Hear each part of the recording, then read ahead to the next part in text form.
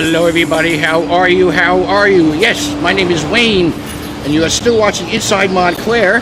And once again, I'm here on Church Street for one of my little casual chats with people. And sometimes I kind of just run into people, but today I wanted to meet this guy. And this guy happens to be sitting right over here. Dave Astor, how are you, sir? I'm fine, Wayne. How are you? Thank you so much for taking some time out to chat with me today. Oh, you're welcome. Thank you. I mean, it happens to be a very gorgeous day, and the reason why, well, besides just not having seen you for a long time. By the way, how have you been? Let's just even start there. I've been fine. How about yourself? Everything is okay? Okay, actually, I'm going to get a smidge closer because we're good friends. I can get closer. It's okay. Through the grapevine and through many other media forums and other situations, I've understood that you recently came out with a new book. Is this true? It is. It's a book about literary trivia. I just want to get a good shot at it. Oh, do you know any of those people in the picture there? Do you know Shakespeare? Is that Shakespeare in the picture, by the way? I'm old, but not quite that old. But that is someone dressed up as Shakespeare and someone dressed up as Miguel de Cervantes, who wrote Don Quixote, and then just a general model in the middle. Don Quixote, one of my favorite. I mean, I like a couple Shakespeare things too. Let's get it that way. Say the name out loud so people can hear you say it. I'm Dave Astor. And the name of the book is? Oh, you have to look at it? Well. Oh, no. Okay. Go ahead. Fascinating facts about famous fiction authors and the greatest novels of all time. That's almost a book in itself. That's a long title. How did that even just develop? Well, it originally was a shorter title, but the publisher I was working with said that I needed more search words in the title. Really? So the title got very long.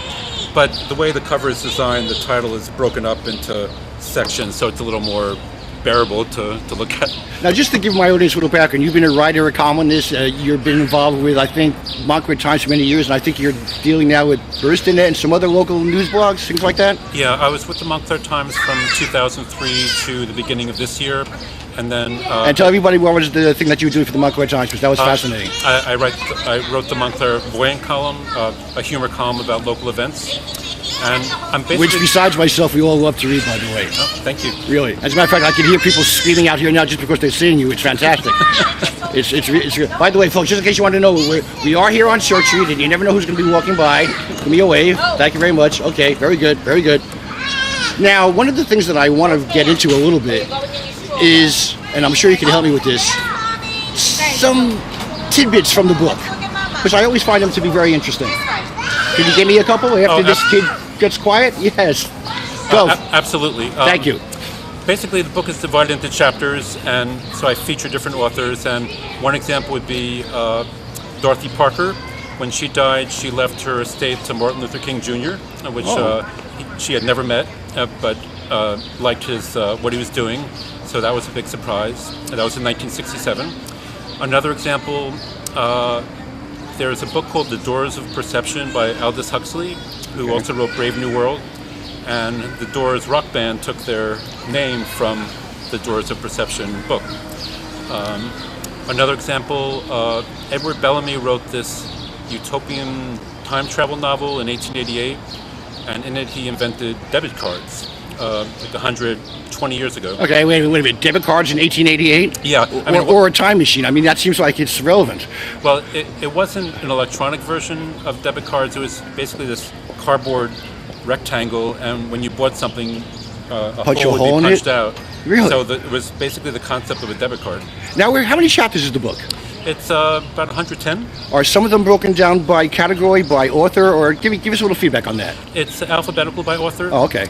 And all the authors are deceased, just to find a way to not have too many authors to write about. I decided to just... Was that a chosen concept?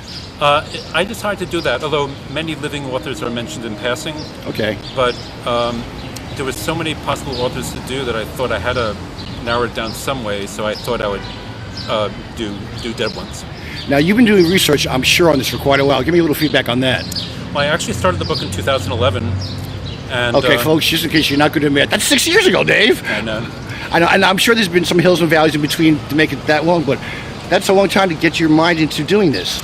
Yeah, I mean, I did it sporadically around everybody, all my other responsibilities. I mean, we're all busy, and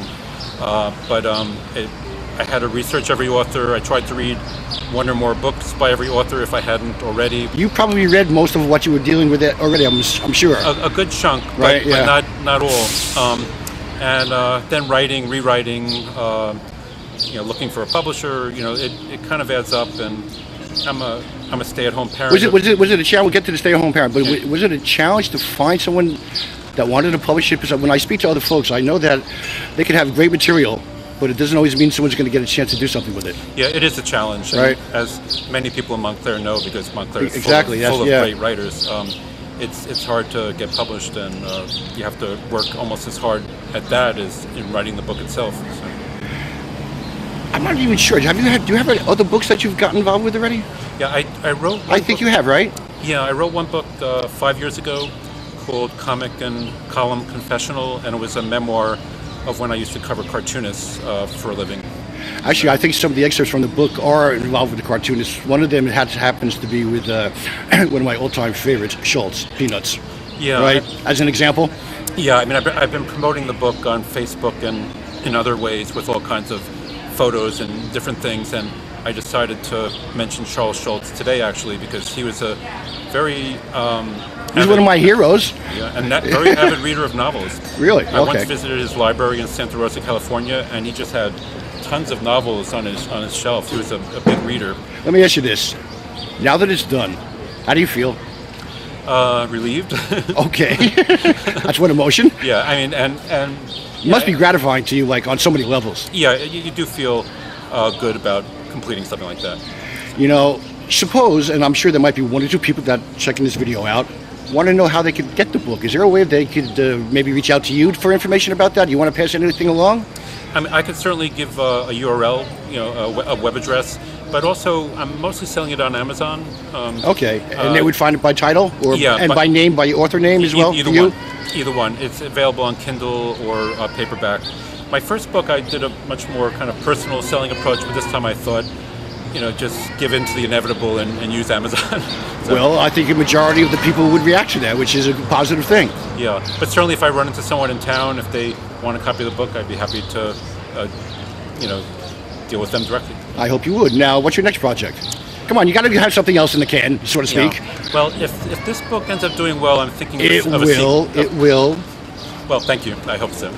I'm thinking of a sequel. I could either do more dead authors or maybe do a book about with fun facts about living authors, like Stephen King. Another hero of mine. Yeah, et cetera, et cetera. So I have an idea. Trivia, somehow a board game pops into my head. And each card could be a different quote from said book that maybe moves you up a couple of spaces, and at the end you win something. That's actually something to think about. That's a great idea.